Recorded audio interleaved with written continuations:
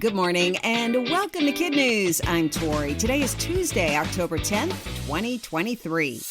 And we begin with West Maui, now officially reopened for tourists. The big day was Sunday, 2 months to the day after a devastating fire damaged much of the community. But not everyone is ready to welcome visitors with open arms and flower leis. State Representative Ellen Cochran tells the Wall Street Journal, to be Mr. and Mrs. Aloha, to welcome visitors frolicking and having fun, it's just going to be too hard. But in an area where about 40% of the economy is tied to tourism, others, including Governor Josh Green, feel bringing back visitors is essential to help Lahaina recover. He told local media this would be a gentle start to get hotels and restaurants geared up for the busy holiday months ahead. As the fighting continues between Israel and the militant group Hamas, most major airlines have suspended flights to and from Israel for the time being. A series of international soccer matches scheduled to take place in that country, including an under-17 tournament due to start today, have been postponed indefinitely. Among the Americans currently trying to get out are the parents of Detroit Lions linebacker Alex Anzalone, who were in a group visiting Jerusalem. Singer Bruno Mars, currently on a worldwide tour, had performed a concert in Tel Aviv on Wednesday, but quickly canceled his performance over the weekend. As for why this war is taking place, the Israelis and Palestinians have been in conflict since the mid-20th century, with competing claims for land, borders, and rights in a region that has a lot of historical and religious significance. The war in Israel is putting additional pressure on House Republicans to select a new speaker so the U.S. government can approve more military assistance. The group is expected to hear from speaker candidates Jim Jordan of Ohio and Steve Scalise of Louisiana behind closed doors today and vote to choose a nominee tomorrow. The final step will be a vote on the House floor to replace Kevin McCarthy, who was ousted by his own party last week. And until that happens, the chamber cannot take any action, including approving new aid to Israel.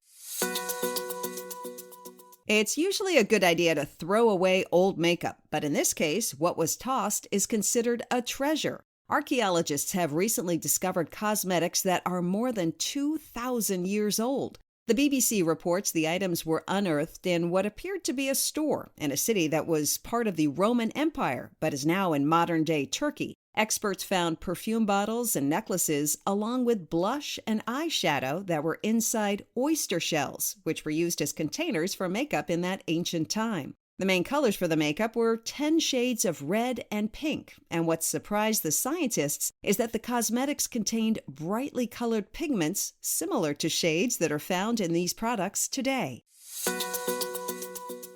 Speaking of bright colors, a waterway near Brisbane, Australia has suddenly turned a brilliant shade of bubblegum pink. Local residents thought that water pollution from a nearby dump was to blame, but scientists say the coloring could be due to a natural algae bloom, especially with the unseasonal hot and dry weather in the area. According to Yahoo News, the local council plans to visit the site and test the water quality soon. But no matter the cause, officials advise everyone to stay out of the water because there's no good reason for it to be Barbie pink, and it could be toxic to people and pets. In a case of what were they thinking, a woman was stopped at the Minneapolis airport for having giraffe poop in her luggage. According to the Customs and Border Patrol Agency, the woman, who was returning from a trip to Kenya, said she planned to use it to make a necklace and claimed she'd already done the same with the droppings of a moose near her home in Iowa. A patrol agent gave the idea a hard no because the material could cause a number of illnesses like African swine fever and foot and mouth disease, so it was quickly removed and destroyed by sterilization.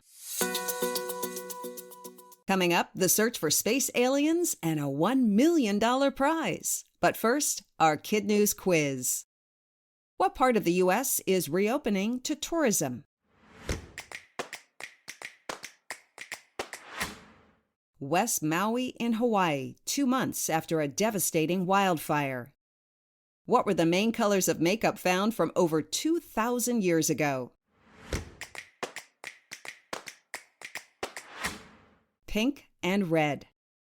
What could be the natural cause of a waterway in Australia turning bright pink? an algae bloom. Why did an American woman try to bring giraffe poop home from Kenya? She wanted to make a necklace. In our KidNuz Kicker, an out-of-this-world competition in the search for space aliens. The video doorbell company Ring is offering a whopping $1 million grand prize to anyone 18 or older living in the U.S. who captures unaltered video evidence of a real extraterrestrial life form using their doorbell device. And since the chances of actually seeing ET on your front porch are highly unlikely, Ring is also offering prizes for those who display what they call out-of-this-world creativity with their extraterrestrial costumes, makeup, and props. The contest runs through Halloween and ends on November 3rd. Before we go, a big KidNuz shout-out to some of our terrific KidNuz teachers, Mrs. Parker and her labs at Legacy in Ashburn, Virginia, Mr. Seibert and his explorers at Eastwoods Intermediate in Hudson, Ohio, and Miss Dacker and her Eagles at Horizon in Madison, Alabama.